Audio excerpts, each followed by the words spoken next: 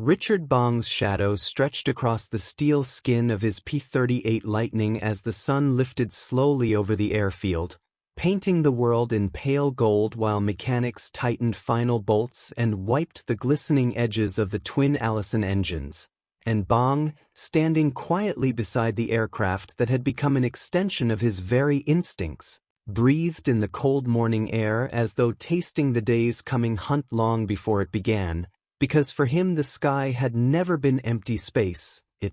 was a living battlefield, a vast, shifting arena where a pilot's heartbeat could decide the fate of machines worth millions and the lives of crews counting on him from far below. And as he tightened his flight gloves, he could feel the tension humming beneath the surface of the base, the unspoken truth every man here understood. Today he was flying into German-controlled skies once again. And somewhere beyond that horizon dozens of enemy pilots were climbing into their cockpits with orders sealed, briefings memorized, and only one name circling in their mind like a whispered curse. His name, the name of a man they feared not because he was American, not because he flew a powerful aircraft, but because they could not predict him, could not track him, could not understand how he moved through the air with the fluid, predatory grace of something beyond human. And as Bong approached the cockpit ladder, he paused for a heartbeat, letting the rising wind wash across him, carrying distant scents of oil, metal, dust, and the faint tremor of engines warming all around him, the orchestra of war preparing to crescendo. And when he finally strapped himself into the P-38, the cockpit hugging him like familiar armor, he flicked switches with the casual precision of a man who had repeated these motions thousands of times. But today there was something different in his eyes, a deeper calm, a deeper resolve, as though he felt the enemy's traps waiting for him miles ahead, and he welcomed them, welcomed the challenge, welcomed the chance to once again defy the Luftwaffe's pride and prove that no matter how carefully Germany studied him, no matter how many ambushes they planned, no matter how many strategies they drafted in dimly lit briefing rooms, he would always be a step ahead, always the hunter, never the hunted. And as the twin engines roared to life, vibrating through the fuselage, shaking dust from the concrete, Bong pushed the throttle forward and felt lightning surge down the runway with explosive force, the world blurring into streaks of gray and gold before lifting away entirely as the aircraft climbed into the morning sky, slicing upward through layers of cold air until the earth shrank beneath him and the world became a chessboard of clouds, sunlight, and distant shadows that might conceal enemy fighters waiting to strike. And Bong scanned the horizon with sharp, unblinking eyes, his breathing steady, his senses expanded far beyond the cockpit, listening not just to the engines but to the faint echoes of the sky itself, because he had learned long ago that survival was not about strength or speed, it was about awareness, instinct, reading the invisible currents of the air the way a wolf reads tracks in the snow. And as he flew deeper toward enemy territory, he thought of the countless German squadrons that had already fallen to him, of the radio intercepts warning pilots not to engage a lone twin-engine fighter, of commanders who believed numbers could overwhelm him, unaware that numbers only made his hunt more thrilling. And he remembered the expressions of the pilots who had underestimated him, remembered the way their aircraft spiraled into flames, not out of malice but necessity, because Bong did not fly to kill. He flew to survive, to protect, to carry out missions critical to the war effort, missions that required someone who could slip through defenses and return with information or victories others believed impossible. And as he crossed into German airspace, the radio crackled faintly with fragmented transmissions in German, excited, strained, the tone unmistakable. They knew he was here, they felt his presence the way prey feels the presence of a predator before spotting the glint of its eyes, and Bong smiled faintly, not out of arrogance, but understanding, because fear made pilots sloppy, fear made them break formation, fear made them hesitate, and hesitation in the sky was death. And suddenly a flash of silver streaked across the edge of his vision. a glimmer too sharp to be cloud, and in an instant Bong rolled the lightning onto its wing, dropping altitude in a tight spiral that pressed him into his seat as two German fighters screamed overhead, missing their ambush by seconds. Their plan shattered before it began, and Bong accelerated out of the dive, swinging behind them with a maneuver so fluid it seemed choreographed with the wind itself, lining up the first aircraft. In his sights, remembering every tactic he had ever learned, every instinct sharpened from years of surviving the unforgiving air above Europe and the Pacific, and with one precise burst from his cannons, flames erupted from the enemy's engine, turning the sky into a fiery haze as the pilot ejected, leaving Bong to slip behind the second fighter, who panicked and broke formation prematurely, a fatal mistake, because panic always made him predictable, and Bong closed the distance, watching the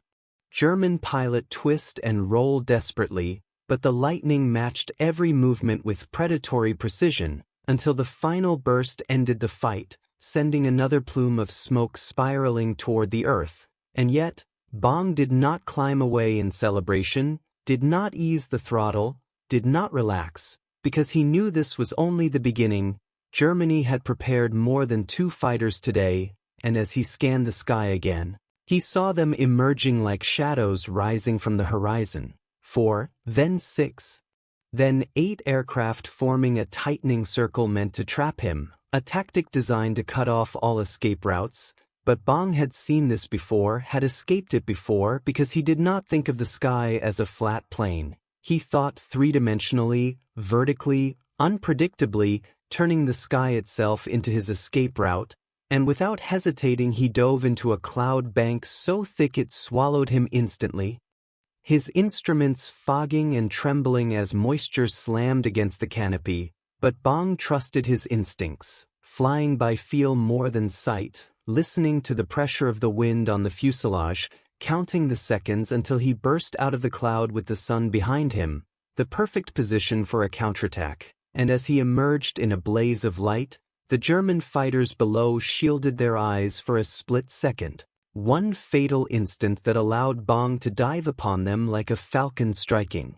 prey, his cannons roaring as he tore through their formation, scattering them in all directions, their radio calls dissolving into panic as they realized the trap had backfired, and Bong, breathing steadily, feeling his heart synchronize with the rhythmic thunder of his engines, prepared for the next wave, fully aware that Germany would not stop, not today, not until they either brought him down or ran out of aircraft to sacrifice.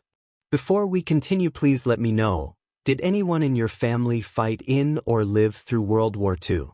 Share their stories in the comments. Let's continue the story.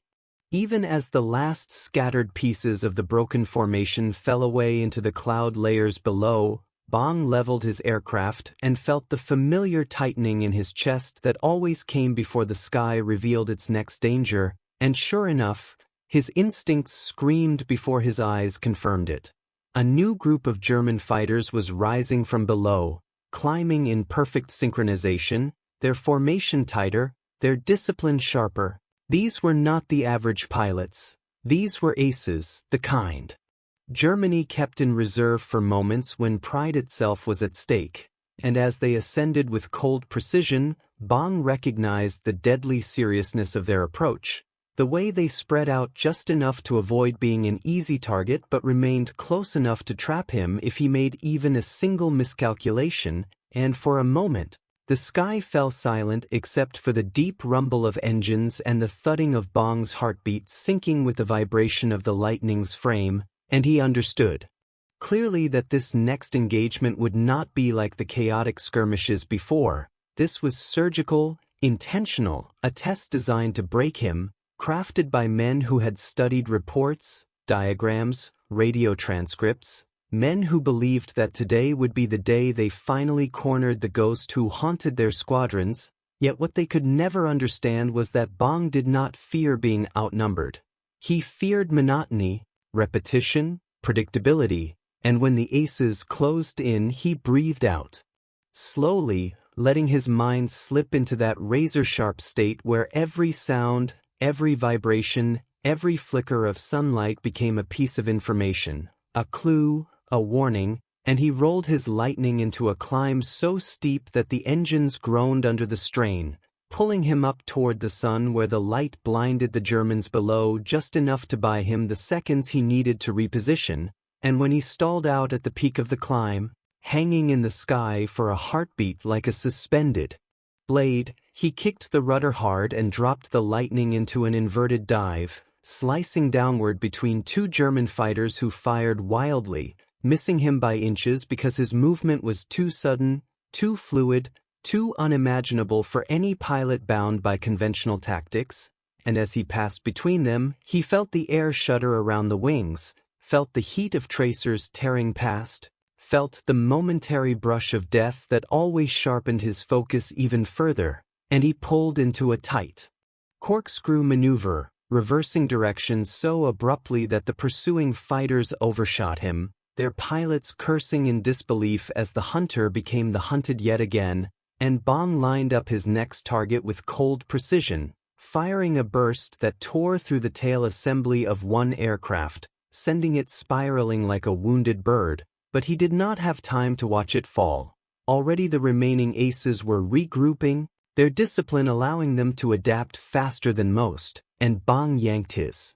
lightning into a rolling loop, climbing and diving in fluid arcs that wove between enemy tracers like threads in a tapestry, and for a moment, the sky became a storm of metal, smoke, and sunlight flashing across canopies, and Bong flew within it as though he were part of the storm itself, not fighting it but moving with its rhythm, bending its chaos to his will, and the German ace leader, recognizing the danger of letting Bong control the tempo, barked sharp orders over the radio, tightening the formation, attempting to force Bong into a vertical climb where their faster acceleration could trap him, but Bong anticipated the ploy before it formed fully, and instead of climbing, he dove straight toward the ground, pushing the lightning faster, faster, faster until the air screamed along the fuselage, the altimeter spinning downward, the earth rising in a rush that would have made lesser pilots freeze. But Bong held steady, trusting the lightning's limits, trusting his own reflexes.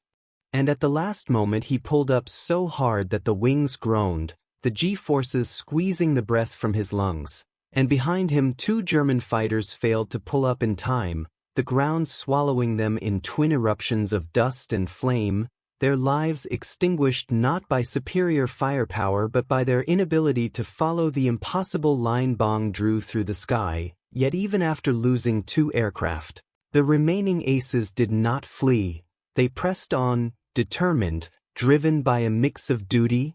pride, and fear of returning home with the same story every squadron had brought back. Stories of a lone American who moved like a phantom, who fought with the instincts of a hunter and the precision of a machine, and the ace leader, refusing to allow superstition to rule him, pushed his aircraft into a head-on attack, a maneuver that demanded absolute nerve from both pilots. And for a split second Bong saw the man's face through the canopy, jaw clenched, eyes sharp, a veteran who had survived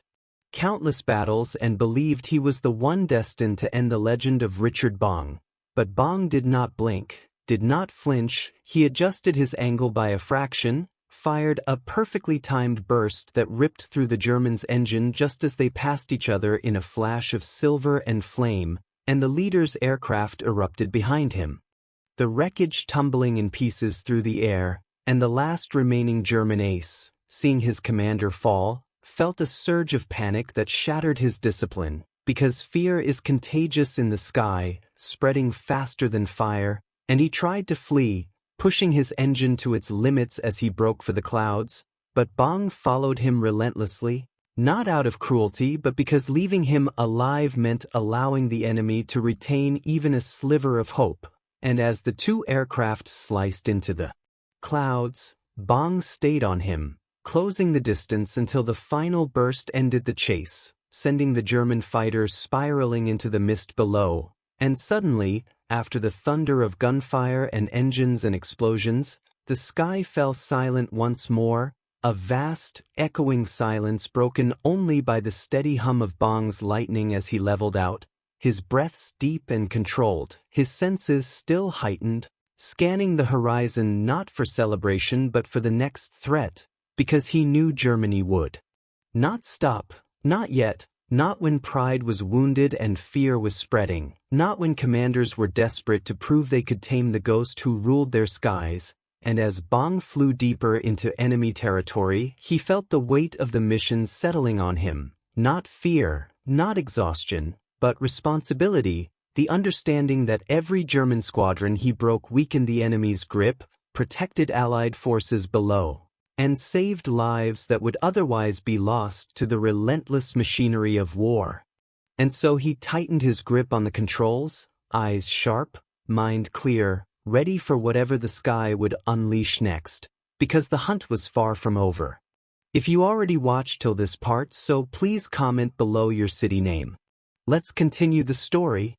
Even as the sky momentarily calmed, Bong felt in his bones that Germany had one final move hidden up its sleeve, one last desperate attempt to corner the hunter who had humiliated their squadrons again and again. And just as he eased the lightning into a higher altitude to regain positional advantage, he caught a faint metallic glimmer far to the east, a distant reflection that did not belong to sunlight on clouds but to the polished canopies of yet another formation rising to meet him. But this one was different, not scattered, not hasty, not panicked. This group moved with a heavy, deliberate purpose, nearly 20 aircraft in tight formation, their engines harmonized into a low, thunderous growl that vibrated through the sky like the footsteps of something ancient and relentless. And Bong knew instantly that this was no ordinary squadron. This was a hunter-killer group, assembled from the Luftwaffe's remaining elite units, men pulled from various fronts, men who had survived disasters, ambushes, and the collapse of previous strategies, men whose commanders likely told them, "End the ghost, or don't return," and as they approached, their formation spreading into a wide killbox pattern meant to seal every avenue of escape, Bong once again felt the stillness inside himself, the instinctive calm that always arrived before the most dangerous battles, a quiet certainty that the sky was not merely his battleground, it was his home, his domain, his terrain to shape and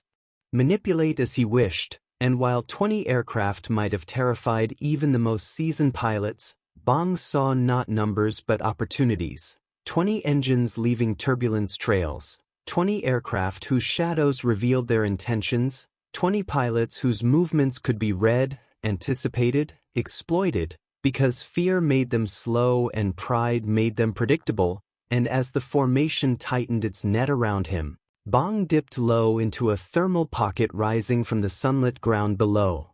letting the sudden surge of warm air lift the lightning in a steep angle that changed his vector without losing energy, a maneuver so advanced only a handful of pilots even attempted it, and the German formation hesitated for the briefest moment, confused by the unexpected movement, their synchronization wobbling as they attempted to adjust, and that moment was all Bong needed. He turned inward toward the very heart of their formation, diving directly into what they believed was their strongest point, because the instinct of every pilot was to avoid the center, to fear being surrounded, but Bong embraced it, slipping into the pocket of dead space between converging lines of attack where no German pilot could safely fire without hitting his own. And suddenly the hunters found themselves unable to shoot, unable to break formation without losing their advantage, trapped by their own strategy, and Bong flew through them like a streak of lightning, his cannons thundering as he targeted engines, wings, fuel tanks, firing only at precise angles, never wasting a shot, each burst sending another fighter trailing smoke or bursting into flames, and the Germans, unable to comprehend how he navigated their formations so flawlessly, broke into chaotic spirals, shouting desperate warnings over the radio, but Bong had already slipped beneath them, diving low through the haze of debris, his engines roaring with the thrill of survival as he pulled up sharply, climbing behind the scattering remains of the formation, now fractured into terrified fragments, and he pressed the attack relentlessly, not pausing, not hesitating, sweeping through the panicking fighters one by one, his movements more instinctual than conscious, feeling the enemy's intentions before they acted, and within minutes the sky was filled with twisting trails of black smoke, burning metal falling in spirals, and parachutes drifting like white petals against the blue canvas of the heavens. And yet even as the last few German pilots fled toward the safety of their distant airfields, Bong did not pursue them. He knew the battle was already won, not because he had destroyed aircraft or scattered squadrons, but because he had broken their will, shattered the illusion of German aerial superiority, and proven yet again that no formation, no ambush, no strategy forged in desperation could match the instinct-driven ferocity of a true hunter. And as he turned his lightning toward home, the sun now dipping low and staining the sky in bands of crimson and orange, he finally allowed himself a long, slow exhale, feeling the tension drain from his muscles, the sweat cooling beneath his flight suit, and he realized only then how deeply he had pushed his aircraft, how close to the edge he had flown in battle after battle, how the engines now hummed with a tired resonance, their vibration softer, almost grateful that the storm had passed, and as he crossed back over friendly lines, radioing his status, the ground crews below erupted into motion, preparing for his arrival with a mixture of awe and disbelief. Because every time Bong took off, men whispered that perhaps this would be the day he did not return, and every time his aircraft appeared again on the horizon, gliding back with the calm grace of a predator returning from a successful hunt, the base exhaled in relief, knowing that the legend lived on for another day, another mission, another impossible victory, and when his wheels finally touched down, skidding slightly before stabilizing as the lightning rolled to a stop, Bong sat quietly for a moment, hands still gripping the controls, replaying the day's battles not in triumph but in reflection, acknowledging the thin line he had walked between life and death, between hunter and hunted, and he climbed out of the cockpit as the mechanics rushed toward him, their faces a mixture of admiration and concern as they examined the bullet holes peppering the wings, the scorch marks along the fuselage, the strained rattling of the exhausted engines, and one crew chief, shaking his head in disbelief, muttered, "I don't know how you keep coming back." But Bong only smiled faintly, shrugging with humility, because he never flew for glory, never chased the title of ace, never sought the fear his name now commanded across German airfields. He flew because it was his duty, because every victory meant fewer Allied soldiers dying on the ground, because every mission he completed pushed the war one step closer to ending, and as night fell and the distant rumble of artillery echoed across the darkening horizon, Bong looked up at the stars emerging one by one, constellations shimmering like silent witnesses to the carnage below, and he wondered how many German pilots, somewhere out there in the shadows of the front, were sitting beside their own aircraft, whispering warnings to each other, warnings etched in the memories of every squadron that had ever crossed his path. If you see a twin-engine fighter moving alone, do not engage. You won't come back. And though Bong would never call himself a ghost, never think of himself as a myth, he knew that in the minds of those he fought, his presence had become something more than human, something elemental, like a storm or a shadow or a force woven into the very fabric of the war-torn sky. And as he finally walked toward the dim lights of the barracks, ready to rest for a few hours before the next mission dawned, the engines of other fighters rumbled softly in the hangars, preparing for tomorrow's battles, but every man on that base knew there was one pilot Germany feared above all others, one pilot whose instincts turned machines into weapons of art, one pilot whose very silhouette in the sky sent enemy formations scattering in panic. And that pilot, quiet, humble, steady-eyed Richard Bong, would rise again with the sun, ready to slip into the clouds and become the hunter the Luftwaffe could never stop, never catch, and never understand. Comment below, what part of this story hit you the most? Thank you for watching this chapter of history all the way to the end.